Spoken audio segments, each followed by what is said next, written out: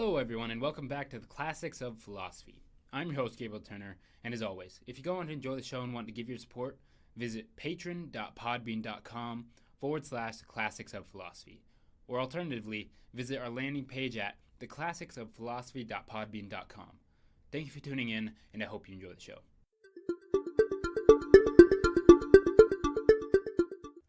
Now, before we begin our discussion, I want to provide a summary of those things which we have discussed thus far in our investigation of the categories, and the division of the book itself. Roughly speaking, the categories is divided into three parts: dissecting language in hopes to determine the metaphysical structure of our world. The first part discusses semantic relations. The second discusses the list of 10 categories, although it is primarily concerned with the categories of substance, quality, quantity, and relatives. And finally, the third section, which we are discussing today, discussing modes of opposition, priority, and simultaneity. Now, in today's podcast, we will be concluding our discussion of the categories, covering the chapters 10 through 15. To quickly recap, we ended the last episode discussing chapter 9, where Aristotle provides a cursory look at the categories of time, place, and state, claiming that they are so clear that I need not say more. With this said, let's begin with chapter 10. In chapter 10, Aristotle asks us to diverge our attention towards the opposites of those things which we have just discussed. He states that we call things opposed in 4 ways. First of all, as correlatives are, either term of each pair to the other.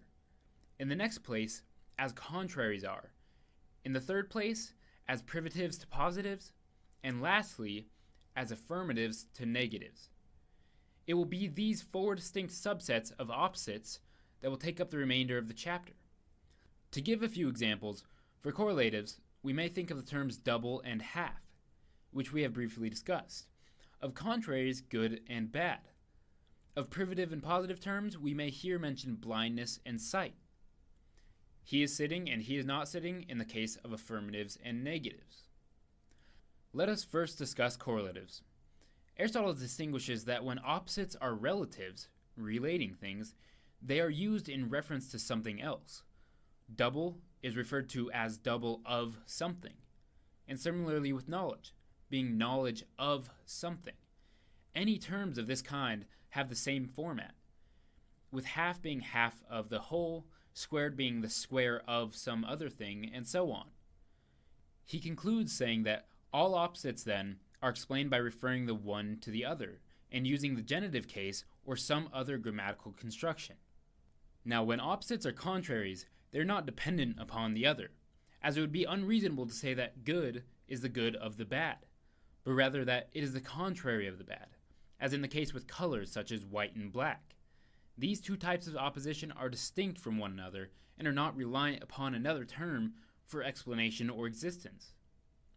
It is at this point that Aristotle identifies that certain contraries, out of necessity, are found in something, and these things can never have intermediates. When there is no necessity, intermediates may occur. The example Aristotle supplies is the case of health and disease. These are naturally present in living bodies. One or the other must be present. The same with odd and even, where one must be present in number, with no intermediate. Now, of those things which are naturally present in a body, but not out of necessity, intermediates may occur. For example, black and white may be found in a body, but neither need be in a body. Rather, a mixture of the 2 may be present. This is also true of goodness and badness, cold and hot, and all things where an intermediate may occur. Aristotle identifies a possible exception when considering the nature of things. It is the nature of snow to be white, and the nature of fire to be hot. In such cases, then, one of the contraries must be definitely present, not one or the other in things. In other words, snow is not black or white. Of necessity, it is white. It is out of necessity that some things are present inherently. However, barring a necessity, as in the case of snow and whiteness, contraries may change. What is healthy may well become sick. What is white may in time become black. What is cold may in turn become hot, and the good becomes bad, the bad good. Let us next turn to privatives and positives. We may regard them as referring to the same subject, as blindness and sight to the eye.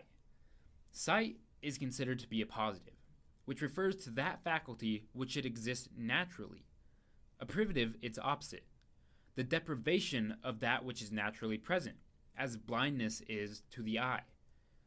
An incorrect usage of these terms would be to refer to that which has no natural function. For example, we would incorrectly call a thing blind if it did not have sight as a natural capacity. The usage of these terms are statements of conditions. For example, to be blind is to make a claim about the condition or state of the subject. It would be a state of privation. Again, this opposition is different than that of relatives in the sense that we do not explain them by referring one to the other. We do not call sight of the blindness, nor use any other form of the statement that serves to bring out a relation. And blindness, in a similar manner, we do not call blindness of sight, but we call it privation of sight. Moreover, privatives and positives are not contraries, for we do not base them upon having intermediates, nor do they of necessity have one thing or another, as in the development of sight. Furthermore, privatives and positives cannot change in both ways as contraries can. From possession you may pass to privation, but not from the latter to the former. A man who has once become blind never finds that he has his sight restored. Lastly, of affirmations and denials, we may say that an affirmation means affirmative statement. Denial means a negative statement. He is sitting is an example of an affirmation, and he is not sitting, its opposite, a denial. Affirmations and negations are unique to others in that one must be true and the other's false. This will not be true of privatives and positives, nor with contraries or correlatives. This is because all other opposites are uncombined words, whereas affirmatives and denials consist of combined words, leading either to their truth or falsity. An exception may be introduced to those combined words which have constituents that are opposites. Take, for example, Socrates is ill. This is the contrary of Socrates as well. However, we may not say that one must always be true and the others always be false, but we may say that for a specific time one is true and one is false. These types of statements are dependent upon the subject existing, for those which the opposite state is such as ill and well. However, existence is not dependent if the terms not ill are used, for if the subject doesn't exist, he is not ill would still be true. In Chapter 11, we further discuss contrariety. Aristotle claims that the contrary of good must be evil. Of an evil, however, the contrary is either a good or an evil. For instance, defect is an evil. Its contrary, excess, is an evil. But the mean, which is contrary to either in an equal degree, is a good. Also, if one contrary exists, the other does not necessarily exist. Also, the subject of contraries must be of the same species or genus.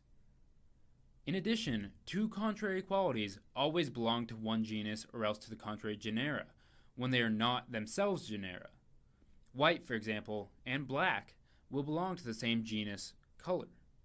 Justice, again, and injustice fall under two contrary genera, those we call virtue and vice. This is in reference to the tree-like structure of the genera developed in the discussion of the 10 categories. Now in Chapter 12, Aristotle discusses the 4 senses in which we call one thing prior to another. The first is time, which Aristotle believes is apparent. Secondly, order that is incapable of being reversed and is fixed, as in the ordering of numbers. For example, 1 is prior to 2, and the order is incapable of being reversed. This is because 1 does not imply that 2 exists, but 2 implies that 1 exists. Thirdly, priority of any order. Take, for instance, letters being prior to syllables. And lastly are those things which we consider to be better and more honorable are said to be naturally prior. For example, things or people whom we consider near to us come first or prior in our hearts. Aristotle says that a 5th case may appear concerning truth. Take, for instance, the phrase, "the man exists." If this phrase is to be true, a certain man exists prior to the sentence. In Chapter 13, we discuss things that occur simultaneously.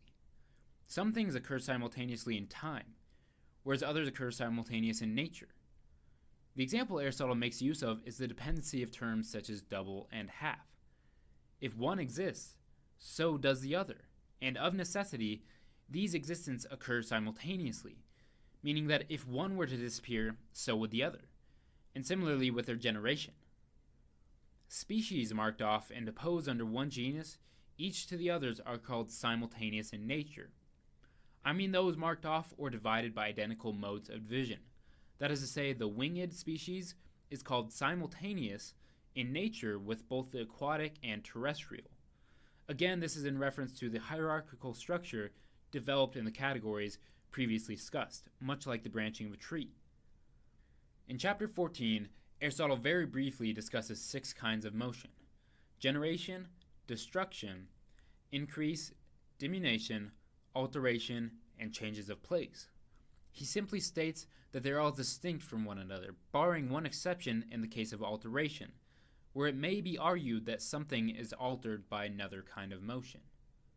Chapter 15 closes the remainder of the treatise, discussing the phrase to have. He notes that this phrase is used to discuss all qualities. To have virtue, to have this piece of knowledge, etc. It is a unique phrase in that we can use it to describe quantity, apparel, parts of the body, property, and so on. This concludes our discussion of the categories. I want to thank you all for taking time to listen to the podcast, and as always, if you have any questions, feel free to reach out to me using the email theclassicsofphilosophy@gmail.com, which can also be found on the homepage at theclassicsofphilosophy.podbean.com. Once again, thank you all for listening and joining my journey inquiring about life, customs, and things good and evil. I'll catch you on the next one.